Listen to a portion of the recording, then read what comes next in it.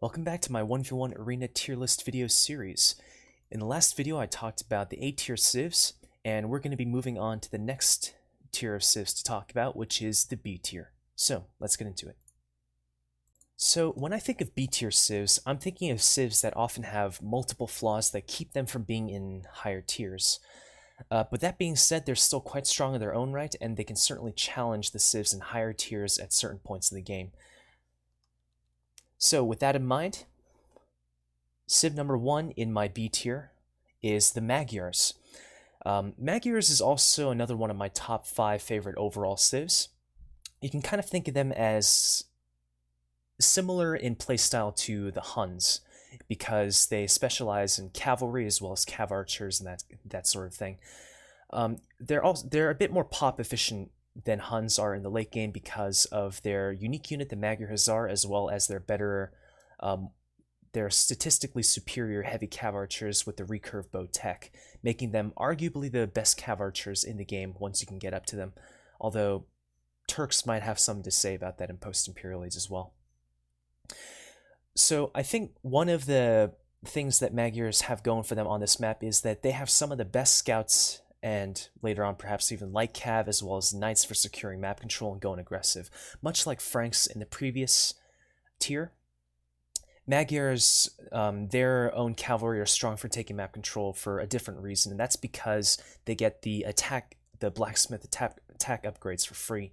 So, you know, when you advance to the feudal age, you get forging for free. When you get to the castle age, you get iron casting for free. So your scouts and your knights are already maxed out with attack when you reach their respective ages. And so this means you'll win just about any scout engagement, scout or knight engagement, and you can set yourself for a very good position to secure yourself map control, to grab relics, to get yourself a foothold nearby the enemy's base to start pressuring them, and yeah, it's just a nice bonus to have at your disposal. Magyars, despite the fact that they're so heavy into cavalry as well as cav archers, when you look at the rest of their tech tree, you'll realize they're actually surprisingly adaptable. So I consider them, again, comparing them to Huns, it's basically Huns with a more flexible and adaptable tech tree. So, for example, Huns are not very good at crowd control because their siege is kind of lacking. They have siege rams, but they don't have onagers or heavy scorpions. Magyars, in exchange for not having siege ram, they do have onagers and heavy scorpions. Also they get siege engineers, so if they're facing a big, massive ranged units, they can definitely clear them out a lot easier. They also have, at least they get access to champions. They're pretty bottom tier champions, but at least they still have access to them. So if you're maybe in a trash war stage of the game, you could probably make use of those, or just other applications such as dealing with eagle warriors and whatnot if you feel the need to use them. They have an amazing late game with, again, the aforementioned heavy cav archers with recurve bow and Magyars, and those two units in combination is actually one of my most favorite like duo of units in the game. They just cover each other's weaknesses so well. So the Magyars are kind of vulnerable to, I guess you could, camels and halbs, and the heavy cav archers with their boosted attack strength can really help deal with those two unit types pretty well. And while the heavy cav archers are vulnerable to siege, the Magyars, they have a bonus against siege, which means they can take out the siege pretty quickly. The main downside for Magyars is the fact that they don't really have an eco bonus. The only thing that can kind of resemble an eco bonus is their scout discount. You save like 12 food per scout that you make, but considering you're not going to be making too many at the start of early Castle Age, it's not really an impactful bonus at all whatsoever. If we were to compare Magyars on Arena compared to, say, an open map like Arabia, I definitely like Magyars on Arabia a lot more because their lack of eco bonus, I feel, is made up for the fact that they have so many military bonuses to make up for that. But because the military bonuses aren't as impactful on Arena, I can definitely feel their generic economy a bit more on a map like this. Their monks are also mediocre. They miss faith, they miss redemption, and they miss atonement. But again, like some of the other monks, like Britons and Franks, as long as you're using them in a non-siege or building converting role, you can use them just fine for support if the situation calls for it. They're quite vulnerable to halb and siege civs, the civs that specialize in those units. So Ethiopians, Celts, Slavs, Teutons in post-imperial age can all give the Magyars a kind of a hard time. Because at that point, when the Magyars are confronted by those units, their only clean answer at dealing with the siege especially is their Magyar Czars, and depending on how good your opponent's defensive micro with their halbs are, you can have a difficult time clearing out the siege. They may also struggle to deal with powerful camel civs because, again, being so heavy into cavalry, and their halberdiers, they're pretty weak, missing squires and plate mail armor, but at least they have halbs, so it's not like they're completely out of it, but they definitely will struggle, needless to say. Second on my B tier, we have the Saracens. Now, I hesitate to say they were considered a good arena civilization back in the AOC days, but I think they were at least considered decent, and in my book, they're still pretty decent on arena. So one of the Saracens' most defining characteristics for arena, I think, is their very wide open tech tree. It's one of the most open in the game. So they have a lot of options at their disposal in the late game.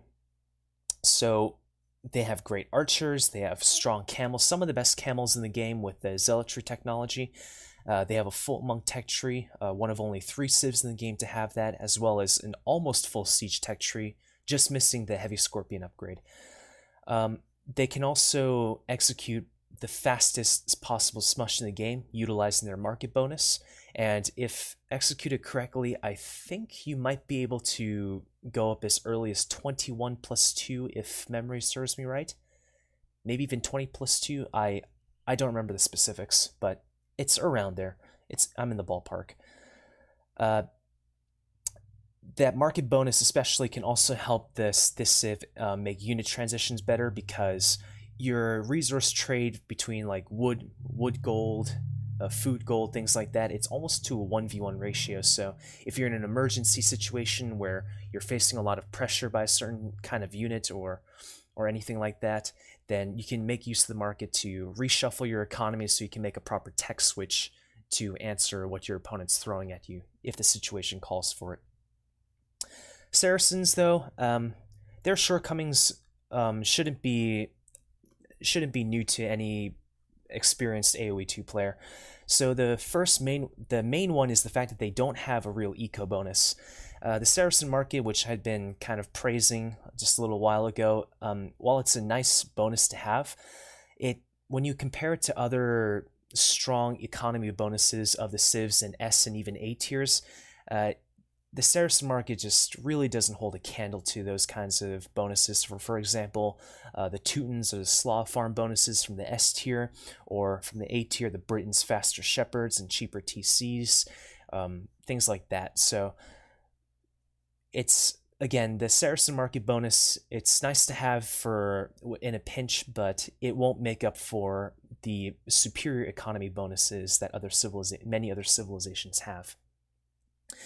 Even though their tech tree is, again, like I said, fairly open, they do have some unfortunate holes in there. So the first major one is the lack of halberdier, and this can be especially challenging for Saracens to deal with because if they're confronted by stronger camel civs. So civs that can perhaps outproduce their camels, like for example Berbers with their heavily discounted camels, might be able to overwhelm the Saracens. And especially Indians with their own superior imperial camels can prove to be quite challenging for the Saracens to deal with because of that lack of halberdier access. They don't really have a clean answer to them at that point if the Indians player can get up to them. They also lack Cavalier and Paladin. They only get regular knights, and this can make it somewhat difficult for them to deal with powerful archer civs, although I wouldn't say they're completely out of it, because they do still at least have fully upgraded skirms, access to siege ram, as well as siege onagers. So it's a the lack of knights, I'd say, is a manageable weakness for the most part, but all in all, it's safe to say that the camel line, no matter how strong it is, it's not a replacement for the knight line. So if you're needing the knight line for whatever reason, you're going to be sad to know that Saracens don't have good access to a good knight line. Coming in at number 3 on my B tier, we have the Ethiopians, a African kingdom's expansion civilization. So one of the things that this civilization has going for it is the free 100 food and gold that they received upon every advance to the next age. And for the advance to feudal and castle age especially, that means you're getting 200 food and 200 gold extra. And that's a lot of extra resources that you can put towards your boom. And they do have a really solid booming potential as a result. And if you're just wanting to do a pure boom, like you're not interested in map control, you just want to lay low and kind of focus on economy, that means the way the numbers line up, that means you don't have to collect any gold if you don't want to, assuming you don't pick up loom. It's standard practice in Arena to not pick up loom anyway, so typically that will be the case. To deal with enemy monks and in the mid game, whether it's a opponent trying to contest map control or maybe even trying to go for a smush, they have their faster firing archer line to offer. 18% faster firing archers, even though tech tree on HD would say it's 15%, but the more accurate tech tree for user patch does correctly state that it's closer to 18%. They're great archers, but in my opinion, if specifically for the role of dealing with a smush, things like that, I think Britain's longer range archers are a bit more appealing, but still, it's a nice bonus to have it at your disposal. They have, in my opinion, the best pikemen and mangonel push available to them in the mid game, just because they get access to the pikeman upgrade for free.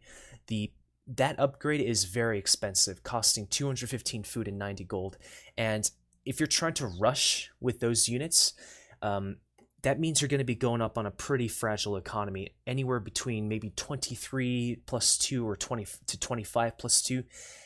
So you're going to be kind of juggling trying to get all these upgrades while still trying to maintain vil production at your TC. And the fact that you save on the pikeman upgrade, it's just a huge benefit towards the Ethiopians if you want to go for this strategy.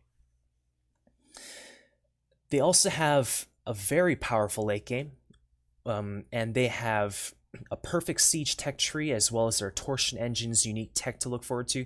It's a pretty expensive unique tech, but if you want, but at the same time, if you want a good late game, and if you're able to secure yourself a lot of the neutral resources and the relics, you might be able to go about forwarding this in certain situations.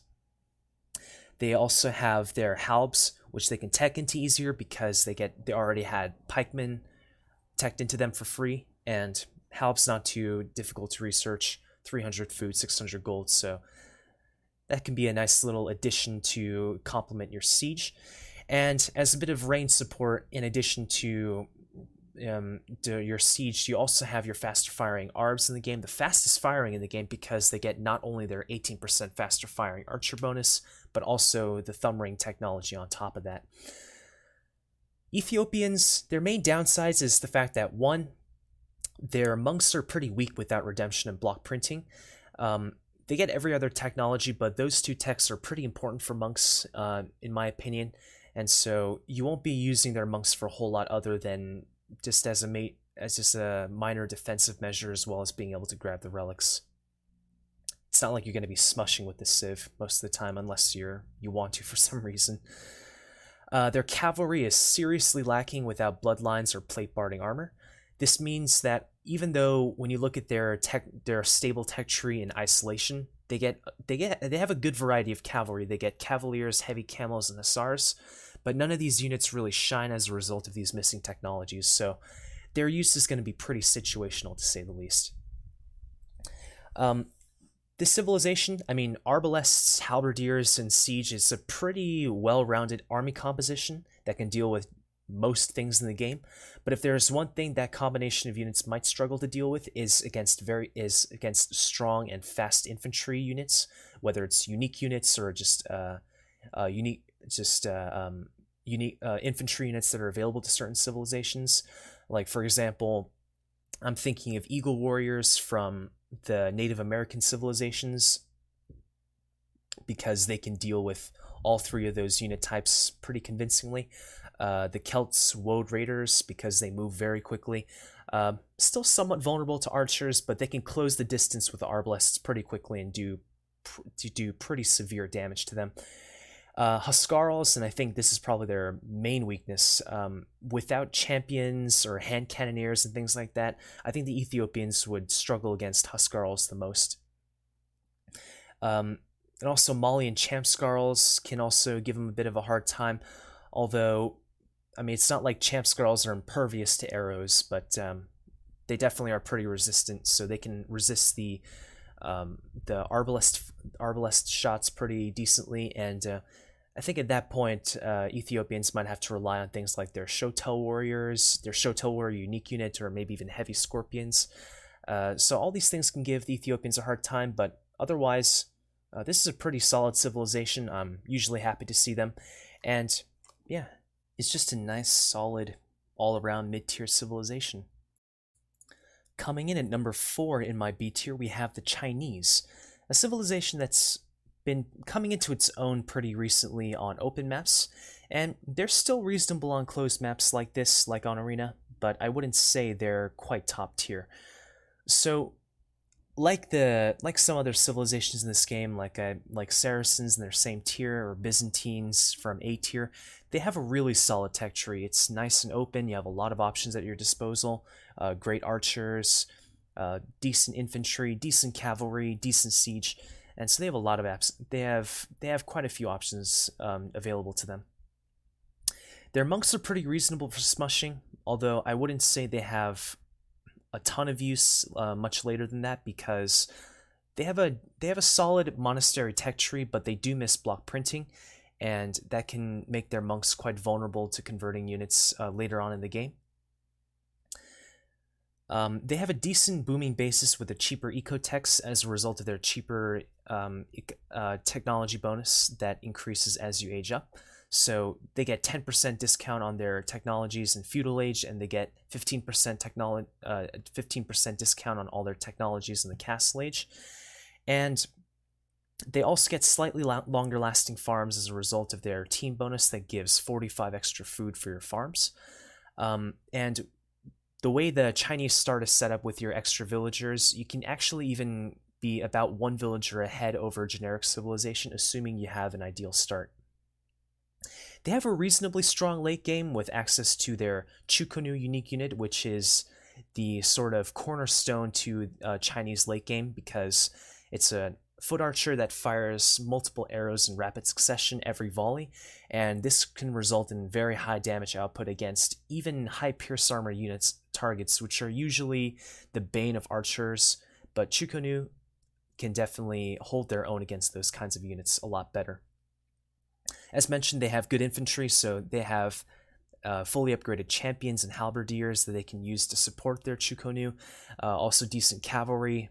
You might make use of their light cav the most if you want a meat shield option for the Chukonu again. It's fully upgraded light cav with with access to, and the civ also has access to bloodlines, so it's decent enough, but it's nothing special. They also do get camel access, so if you can kind of pick and choose what you want. You have fully upgraded halbs, you have fully upgraded camels for dealing with enemy cavalry, so it's nice to have that option available to a civilization.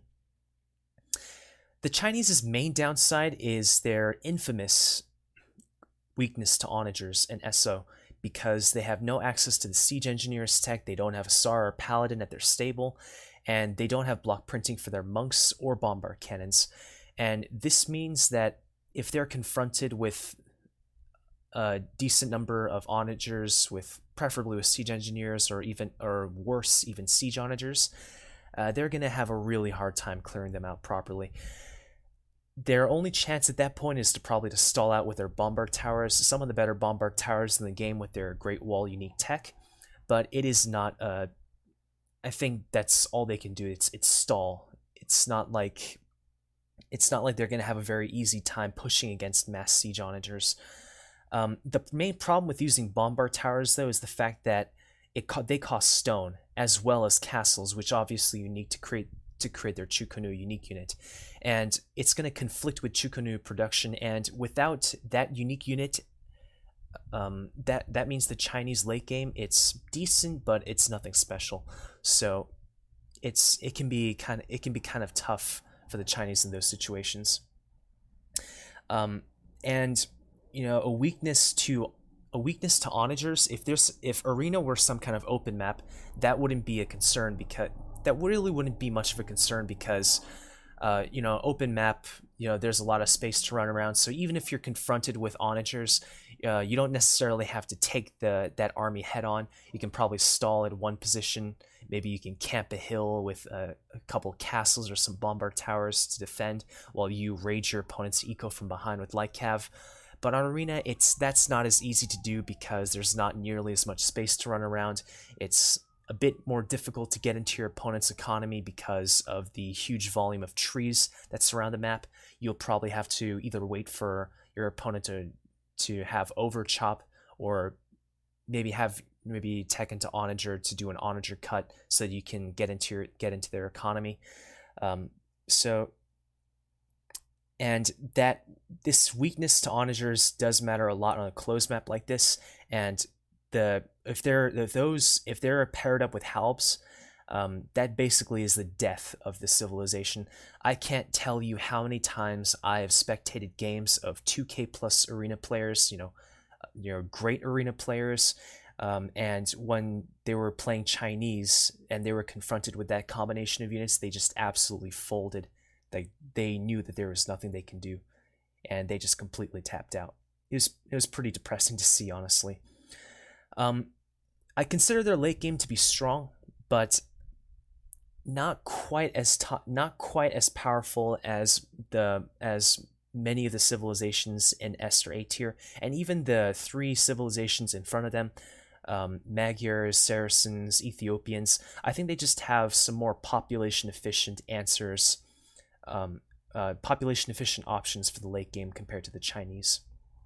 But still, this is a nice civ to have, and as long as I don't random them against a powerful siege civilization, I'm usually happy to see Chinese. Next up on my B tier, we have the Italians. So, like the Chinese before them, as well as some other civilizations before them, they have a nice wide open tech tree, and they have quite a lot of options at their disposal. So things like good variety of archers, decent infantry, solid cavalry, great monks, good defensive structures, things like that. And so it's not quite as open as some of the other like open tech tree civilizations, but it's still a nice tech tree overall. The Italians, one of their more defining characteristics is their cheaper age ups. You can kind of think of them as like a Byzantines light. I say light because they save overall fewer resources in total compared to the Byzantines with their cheaper imperial age. But the caveat here is that the Italians' age up bonus applies not just for the imperial age, but for every age. And so it's a nice little bump that they get regarding their time advantage for getting to the various stages of the game. And this means that, specifically for getting to the castle age earlier, that means they can start their boom a little bit earlier. And it's even helped out by the fact that they save some food. 75 food for the feudal age advance, another 120 extra food from saving on the castle age advance time, etc. And it's this bonus in particular that I think gives them a good monk rush or fast hit monk treb potential. Fast hit monk treb is probably one of my more favorite strategies with this civilization because of their unique unit, the Genoese crossbowmen. Even though Genoese crossbowmen aren't considered a very good unit just in their regular state before the elite upgrade, it can still be a nice unit to back up your monks with, because one of the more common ways that your opponent would try to answer a fast stint monk treb push would probably be to mass up a lot of light cav. And if you have some Genoese crossbowmen nearby your monks to support them, I think you need probably 6 of them to one-shot a light cav, assuming the light cav have no armor upgrades whatsoever, and that you also have fletching researched. So it's a situationally nice unit. Their Condottiero team unique unit is also a quite nice option for early Imperial Age pressure because you get instant access to them, and you can also start getting the infantry upgrades on your way up to the Imperial Age. And combined with capped rams, if you can find the resources to make them alongside your Condottieros, it can make for a pretty decent early Imperial Age push. Although I wouldn't say it's quite top tier. And some people like condos more than others. I personally am okay with them. I wouldn't say I use them every single game, but when I do like to use them for early Imperial Age pressure is probably when I'm up against mediocre to bad archer civilizations, because likely they'll try to use other units. And, condos being infantry units, they're weakest to archers, so it can be nice to use against those kinds of civs.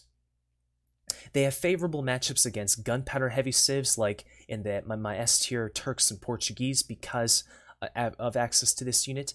And at least on paper, they should be good against cavalry heavy civilizations, because the Genoese crossbowman is anti-cavalry, dealing 5 extra bonus damage when they're non-elite, 7 extra bonus damage per shot when they are elite. The main problems with the Italians is the fact that their siege is pretty bottom tier. They're missing siege ram, siege onager, heavy scorpion, as well as siege engineers.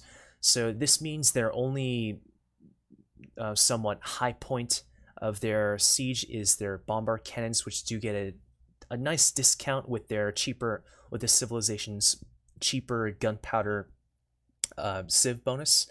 They can be made for about 20% cheaper, but that's really all it has going for it. So you're not going to be too impressed with the civ siege options overall. Like I mentioned, at least on paper, the civ should be good against cavalry heavy civs, but the problem is Genoese crossbows take a lot of time to get up to. They're one of, if not the slowest producing foot archer unique units. It's definitely a point of it's one of my points of contention with this unique unit. I like it, but I think its training time is just what it holds it back, and it could definitely use a tweak with regards to that, in my opinion. And if you're up against a heavy cavalry-based civilization, there's a lot of pressure for you to, as the Italians, to get up to Genoese crossbowmen because you don't get access to halberdiers. I think the main idea is to incentivize Italians players to use their Genoese crossbowmen against cavalry, but it's lacking halbs can be a pretty big inconvenience in certain situations.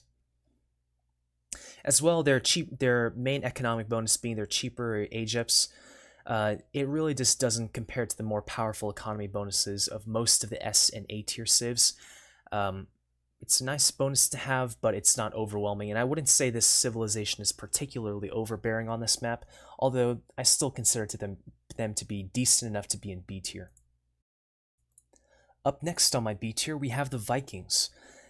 So the Vikings' main selling feature is the fact that they get their wheelbarrow and handcart upgrades for free, and this results in a top tier mid-game boom because your farmers especially benefit the most. They become the third best mid-game farmers in the game after the Slavs and the Aztecs, but they're still quite efficient. They're quite nice to have. You'll find that if you're just going about your regular business, booming up on 3 TCs, you'll find you have a lot of food banked up at one point or another. It's pretty ridiculous. This strong eco can help them facilitate very fast booming strats, like for example 23 plus 2 into a 3 TC boom. It's pretty tight, but if you choose to do it, and you can execute it properly, you'll be well rewarded with a very fast Imperial Age uptime. I've done this strategy a few times myself, and I've gotten up times as fast as 25xx, and so that can lead into an Arbalest and Siege Ram power spike, which can be pretty lethal against certain civilizations. And speaking of which, they have one of the best early in power spike potentials because of their fully upgraded arbalest as well as siege rams. And with all the extra food that you get as a result of your more efficient farmers in the mid game, that means you can afford all the technologies associated with these two units pretty easily. Unfortunately, that's pretty much all this civilization has going for it. They have more downsides in my opinion than upsides. So the first one is their monks. They're absolutely bottom tier. They're some of the worst monks in the game, if not the very worst. Although some other civs like Persians or Celts perhaps will probably have a thing or two to say about that. In addition, they also have one of the worst stables in the game, seeking only real competition from, say, Koreans or perhaps even Malay. They don't have husbandry, they don't have Hussar, Paladin, they don't get plate barding armor at the blacksmith, they also miss bloodlines. So you're not going to find too many uses for your cavalry, needless to say. And even though their arbalest and siege ram power spike is fairly strong, similarly strong eco civs that can get to imp at a comparable time can shut down the arbalest and siege ram push by walling up and also teching into onagers. So some powerful siege civs that also have good economies, like for example Celts, Ethiopians, those kinds of civs can kind of stop the Vikings' early Imperial Age push dead in its tracks most of the time. They fall off dramatically after early to mid imp, where the time to shine for their main units, arbalest, siege rams, and some form of their infantry, like champions or berserks, they just don't become very useful after early to mid imp. Some people might argue that having access to the berserk unique unit gives the Vikings a good late game, but in my opinion, for most situations in the game, having access to things like siege onagers, good gunpowder, paladins, elite battle elephants, things like that, those are all going to be significantly more useful in a variety of late game situations compared to berserks, in my opinion. So Viking late game, it's really nothing to write home about, but they do have a great mid game boom and great early Imperial Age, so that was enough for me to put them in B tier. Rounding out my B tier, we have the Indians. So the Indians are one of the better booming civs in this game, in the mid game, with their cheaper villager bonus. For Castle Age in particular, you'll be looking at 20% cheaper villagers, and you'll find, like with the Aztecs before them, as well as some other civilizations, you'll find that if you just go about your regular business while you're booming up, you'll end up banking a pretty ridiculous amount of food in my experience. It's pretty crazy what this civ can pull off regarding its boom. They also have decent monks and a good economy for smushing. They can get to Imperial Age reasonably quickly due to the food savings that they had from their villas not costing as much food as the generic civilization. And they have most of the technologies that are associated for smushing, although the lack of heresy and atonement can be somewhat problematic if your opponent, who is a better monk civ, tries to do a monk defense of their own. So their smush can be lacking a little bit in that regard, but otherwise, in most situations, I think their monks are plenty serviceable enough. They also have a pretty solid late game with their patented Imperial Camels, which can be a pretty difficult unit to deal with for a variety of civilizations in the game. They also have gunpowder access, so hand cannons and bombard cannons. Their hand cannoneers get a slight range boost with their Chatanyi unique tech, and even though the civilization is classified as a gunpowder civilization, I personally don't feel as though they're really gunpowder. They're the only quote-unquote gunpowder civilization that doesn't have access to bombard towers. Their bombard cannons are pretty generic, and their hand cannoneers, I mean, they do get one extra range over a regular hand cannoneer, but I wouldn't say that's enough to make them particularly special. Not like the hand cannoneers of, say, the Turks or the Portuguese or the Spanish or anything like that. Being the most powerful camel civ in the game, they can give lesser camel civs as well as cavalry-oriented civs a bit of a hard time. So I mentioned Saracens earlier, who are a good camel civs themselves, but in comparison to the Indians, they do fall a little bit short. And in a straight up camel v camel fight, the Indians will definitely come out on top. So, and the fact that the Saracens don't have access to halbs can make it even more difficult. And the only civ that can potentially give them problems regarding a full-out camel war, I think, is the Berbers, because their heavy camels are they're generic, but they're very cheap. And if you pit equal resources worth of both units, the Berber heavy camels as well as the Indian imperial camels against each other, the Berber camels would actually come out on top of that engagement. Although, like with the Saracens, the Berbers miss halberdier, so dealing with the imperial camels in the late game can be pretty tricky. So their most obvious shortcoming is the fact that they lack knights entirely. And much like what I mentioned with the Saracens with missing Cavalier and Paladin, although this is an even more extreme case, being able to counter strong archer or infantry-based civilizations can be somewhat difficult as a result of not having access to knights at all. Again, the camel line, no matter how strong it is, in my book, is not a substitute for the knight line in most circumstances. And while the Indian camels are quite strong, yeah, they serve a bit of a different purpose compared to your knight, in my opinion. As well, in addition to the lack of knights, they also don't have access to siege rams. So once again, dealing with strong archer civs like Britons, Ethiopians, Mayans can be pretty tricky. And in the case of Mayans, they also have access to eagle warriors, which early on can be somewhat troublesome for the Indians to deal with before chemistry come in. That extends to all the Native American civilizations who get access to, and they all get access to eagle warriors of their own. Strong infantry civs, particularly civs with good halbs, can also give Indians trouble. So think Slavs, Japanese, Celts, Burmese, who all get various bonuses or techs attached to their halbs, and the Indians can really struggle against these kinds of civs because at least they do get hand cannons, but hand cannons, because they fire so slowly and are so inaccurate, you might find that they'll end up taking a lot of your camels. The halbs might end up taking a lot of your camels down before they actually die off, in my experience. Although it's still nice to have access to strong gunpowder to deal with the halbs. And in the Indians' case, that's probably their only go-to option because they don't have Arbalest, they don't have Heavy Scorpion, or any of the other units that might be nice to deal with the Spear line. And with that concludes my B tier. In the next video, I'll be covering the C tier civs, so make sure you keep an eye out for that.